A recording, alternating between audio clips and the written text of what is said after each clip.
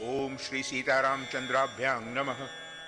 श्रीमद् वाल्मीकि रामायण अयोध्या कांडम षड्विंशः सर्ग यानी सर्ग 26। इस सर्ग में श्री राम को उदास देखकर सीता का उनसे इसका कारण पूछना और श्री राम का पिता की आज्ञा से वन में जाने का निश्चय बताते हुए सीता को घर में रहने के लिए समझाना। अभिवाद्य तो कौसल्यां रामः संप्रस्थितो वनम ऋतस्वस्तयनो मात्रा धर्मिष्ठे वर्तमनि स्थितः। धर्मिष्ठ मार्ग पर स्थित हुए श्री राम माता द्वारा स्वस्ति वाचन कर्म संपन्न हो जाने पर कौसल्या को प्रणाम करके वहां से वन के लिए प्रस्थित हुए। विराजयन राजसुतो राजमार्गं नरेवृतम हृदयान्याममन एव जनस्य गुणवत्तया। उस समय मनुष्यों की भीड़ से भरे हुए राजमार्ग को प्रकाशित करते हुए राजकुमार श्री राम अपने सद्गुणों के कारण लोगों के मन को मथने से लगे। ऐसे गुणवान श्री राम को वनवास दिया जा रहा है, यह सोचकर वहां के लोगों का जी कचोटने लगा। वैदेही चापि तत्सर्वं न शुश्राव तपस्विनी तदेव हृदि तस्याश्च यौवराज्याभिषेचनम। तपस्विनी विदेह नंदिनी सीता ने अभी तक वह सारा हाल नहीं सुना था। उनके हृदय में यही बात समाई हुई थी कि मेरे पति का युवराज पद पर अभिषेक हो रहा होगा। देव कार्यं स्मसा कृत्वा कृतज्ञा हृष्टचेतना अभिज्ञा राजधर्माणां राजपुत्री प्रतीक्षति। विदेह राजकुमारी सीता सामयिक कर्तव्यों तथा राजधर्मों को जानती थी, अतः देवताओं की पूजा करके प्रसन्न चित्त से श्री राम के आगमन की प्रतीक्षा कर रही थी। रविवेशाथ रामस्तु स्ववेश्म सुविभूषितम प्रहृष्ट जन संपूर्ण प्रिया किंचित वांग मुख। इतने में ही श्री राम ने अपनी भली भांति सजे सजाए अंतःपुर में, जो प्रसन्न मनुष्यों से भरा हुआ था, प्रवेश किया। उस समय लज्जा से उनका मुख कुछ नीचा हो रहा था। अथ सीता समुत्पत्य वेपमाना च तं पतिम अपश्यत् शोक संतप्तं चिंता व्याकुलितेन्द्रियम। सीता उन्हें देखते ही आसन से उठकर खड़ी हो गई। उनकी अवस्था देखकर कांपने लगी और चिंता से व्याकुल इंद्रियों वाले अपने उन शोक संतप्त पति को निहारने लगी। तां दृष्ट्वा सही धर्मात्मा न शशाक मनोगतम तं शोकं राघवः सोढुं ततो विवृततां गतः। धर्मात्मा श्री राम सीता को देखकर अपने मानसिक शोक का वेग सहन न कर सके, अतः उनका वह शोक प्रकट हो गया। विवर्ण वदनं दृष्ट्वा तं प्रसन्नमर्शनम् आह दुःखाभिसंतप्ता किमिदानीमिदं प्रभो। उनका मुख उदास हो गया था, उनके अंगों से पसीना निकल रहा था, वे अपने शोक को दबाए रखने में असमर्थ हो गए थे। उन्हें इस अवस्था में देखकर सीता दुख से संतप्त हो उठी और बोली, प्रभो, इस समय यह आपकी कैसी दशा है? अद्य बाहर स्पतः श्रीमान युक्तः पुष्येन राघव रोच्यते ब्राह्मणैः प्राज्ञैः केन त्वमसि दुर्मनाः। रघुनंदन, आज बृहस्पति देवता संबंधी मंगलमय पुष्य नक्षत्र है, जो अभिषेक के योग्य है। इसी पुष्य नक्षत्र के योग में विद्वान ब्राह्मणों ने आपका अभिषेक बताया है। ऐसे समय में, जबकि आपको प्रसन्न होना चाहिए था, आपका मन इतना उदास क्यों है? न ते शत शलाकेन जलफेन निभेन च आवृतं बदनं वल्गु क्षेत्राणाभिविराजते। मैं देखती हूँ इस समय आपका मनोहर मुख जल के फेन के समान उज्ज्वल तथा 100 तिलियों वाले श्वेत छत्र से आच्छादित नहीं है, अतएव अधिक शोभा नहीं पा रहा है। व्यजनाभ्यां च मुख्याभ्यां शतपत्र निभेक्षणम चंद्रहंस प्रकाशाभ्यां विज्यते न तवाननम। कमल जैसे सुंदर नेत्र धारण करने वाले आपके इस मुख पर चंद्रमा और हंस के समान श्वेत वर्ण वाले दो श्रेष्ठ चमरों द्वारा हवा नहीं की जा रही है। वाग्मिनो वंदिनश्चापि प्रहिष्टास्त्वां नरर्षभ सुवंतो नाद्य दृश्यन्ते मंगलैः सूतमागधाः। नरश्रेष्ठ, प्रवचन कुशल वंदी सूत और मागध जन आज अत्यंत प्रसन्न हो अपने मांगलिक वचनों द्वारा आपकी स्तुति करते नहीं दिखाई देते हैं। न ते क्षौद्रं च दधि च ब्राह्मणा वेद पारगाः मूर्धने मूर्धाभिषिक्तस्य तदति स्म विधानतः। वेदों के पारंगत विद्वान ब्राह्मणों ने आज मूर्धाभिषिक्त हुए आपके मस्तक पर तीर्थोदक मिश्रित मधु और दधि का विधि पूर्वक अभिषेक नहीं किया। नत्वांग प्रकृतयः सर्वाः श्रेणी मुख्याश्च भूषिताः अनुव्रजितु मिच्छन्ति पौरजानपदास्तथा। मंत्री, सेनापति आदि सारी प्रकृतियां वस्त्राभूषणों से विभूषित मुख्य मुख्य सेठ साहूकार तथा नगर और जनपद के लोग आज आपके पीछे पीछे चलने की इच्छा नहीं कर रहे हैं। इसका क्या कारण है? चतुर्भिर्वेग संपन्नैर अयैः कांचन भूषणैः मुख्यः पुष्परथो युक्तः किं न गच्छति ते ग्रतः। सुनहरे साज बाज से सजे हुए 4 वेगशाली घोड़ों से जुता हुआ श्रेष्ठ पुष्परथ यानी पुष्पभूषित केवल भ्रमणोपयोगी रथ आज आपके आगे आगे क्यों नहीं चल रहा है? न हस्ति चाग्रतः श्रीमान सर्वलक्षण पूजितः प्रयाणे लक्ष्यते वीर कृष्णमेघ गिरिप्रभः। वीर, आपकी यात्रा के समय समस्त शुभ लक्षणों से प्रशंसित तथा काले मेघ वाले पर्वत के समान विशालकाय तेजस्वी गजराज आज आपके आगे क्यों नहीं दिखाई देता है?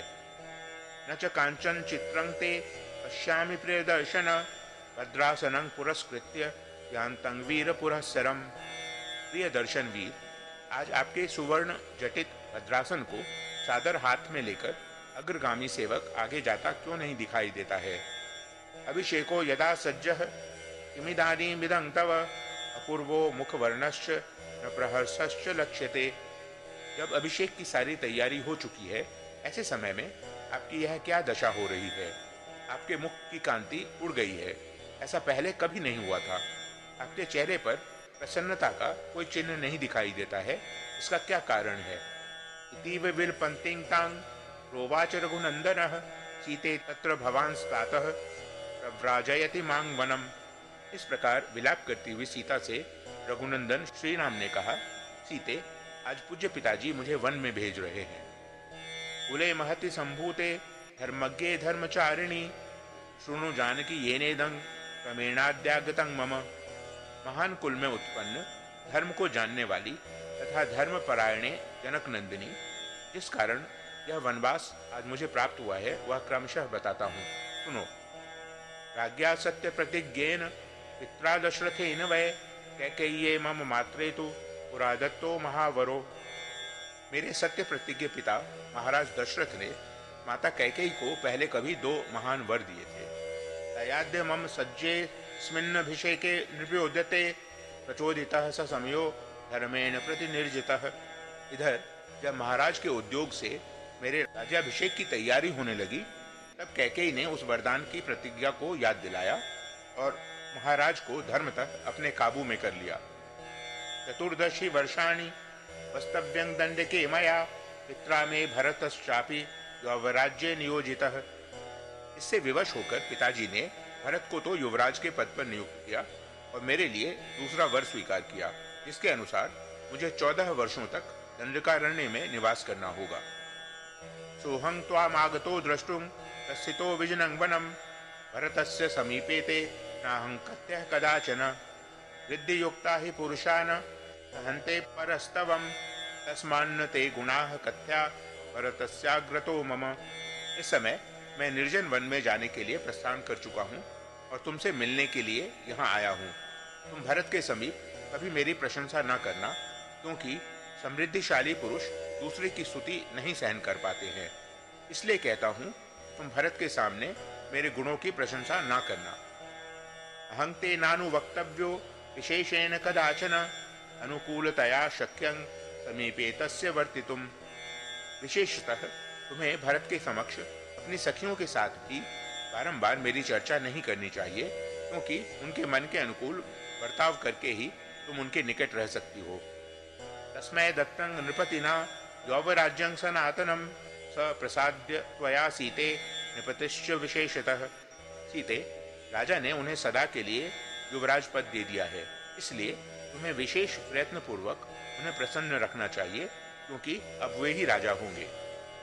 अहं चापि प्रतिज्ञां तां गुरोः समनुपालयन् वनमध्येव यास्यामि यदि भव मनस्विनी। मैं भी पिताजी की उस प्रतिज्ञा का पालन करने के लिए आज ही वन को चला जाऊंगा।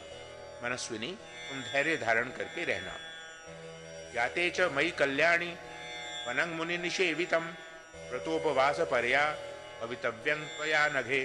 कल्याणी, निष्पाप सीते, मेरे मुनिजन सेवित वन को चले जाने पर तुम्हें प्रायः व्रत और उपवास में संलग्न रहना चाहिए। कल्यमुत्थाय देवानां कृत्वा पूजां यथा विधि वंदितव्यो दशरथः पिता मम जनेश्वरः। प्रतिदिन सवेरे उठकर देवताओं की विधि पूर्वक पूजा करके तुम्हें मेरे पिता महाराज दशरथ की वंदना करनी चाहिए। माता च मम कौसल्या वृद्धा संतापकर्षिता धर्ममेवाग्रतः कृत्वा स्वतः सम्मानमर्हति। मेरी माता कौशल्या को भी प्रणाम करना चाहिए। एक तो वे बूढ़ी हुई, दूसरे दुख और संताप ने उन्हें दुर्बल कर दिया है। अतः धर्म को ही सामने रखकर तुमसे वे विशेष सम्मान पाने के योग्य हैं। वंदितव्याश्च ते नित्यं याः शेषा मम मातरः स्नेह प्रणय संभोगैः समाहि मम मातरः। जो मेरी शेष माताएं हैं उनके चरणों में भी तुम्हें प्रतिदिन प्रणाम करना चाहिए, क्योंकि स्नेह, उत्कृष्ट प्रेम और पालन पोषण की दृष्टि से सभी माताएं मेरे लिए समान हैं। भ्रातृ पुत्र समो चापि द्रष्टव्यो च विशेषतः त्वया भरत शत्रुघ्नो प्राणैः प्रियतरो मम। भरत और शत्रुघ्न मुझे प्राणों से भी बढ़कर प्रिय हैं, अतः तुम्हें उन दोनों को विशेषतः अपने भाई और पुत्र के समान देखना और मानना चाहिए। विप्रियंच न कर्तव्यं भरतस्य कदाचन सही राजा च वैदेही देशस्य च कुलस्य च। विदेह नंदिनी, तुम्हें भरत की इच्छा के विरुद्ध कोई काम नहीं करना चाहिए, क्योंकि इस समय वे मेरे देश के और कुल के राजा हैं। आराधिता ही शैलेन प्रयत्नश्चोपि सेविताः राजानः संप्रसीदन्ति प्रकुप्यन्ति विपर्यये। अनुकूल आचरणों के द्वारा आराधना और प्रयत्न पूर्वक सेवा करने पर राजा लोग प्रसन्न होते हैं तथा विपरीत बर्ताव करने पर वे कुपित हो जाते हैं। औरस्यानपि पुत्राणि हि यज्यन्ते हितकारिणः समर्थान संप्रगृहन्ति जनानपि नराधिपाः। जो अहित करने वाले हैं वे अपने औरस पुत्र ही क्यों न हो, राजा उन्हें त्याग देते हैं, और आत्मीय न होने पर भी जो सामर्थ्यवान होते हैं उन्हें वे अपना बना लेते हैं। सात्वं वसेह कल्याणी राज्ञः समनुवर्तिनी भरतस्य रता धर्मे सत्यव्रत परायणा। अतः कल्याणी, तुम राजा भरत के अनुकूल बर्ताव करती हुई धर्म एवं सत्यव्रत में तत्पर रहकर यहाँ निवास करो। अहं गमिष्यामि महावनं प्रिये त्वया हि वस्तव्यमिहैव भामिनी यथा व्यलीकं कुरुषेण कस्यचित् तथा त्वया कार्यमिदं वचो मम। प्रिय, अब मैं उस विशाल वन में चला जाऊंगा। भामिनी, तुम्हें यहीं निवास करना होगा। तुम्हारे बर्ताव से किसी को कष्ट न हो, इसका ध्यान रखते हुए तुम्हें यहाँ मेरी इस आज्ञा का पालन करते रहना चाहिए।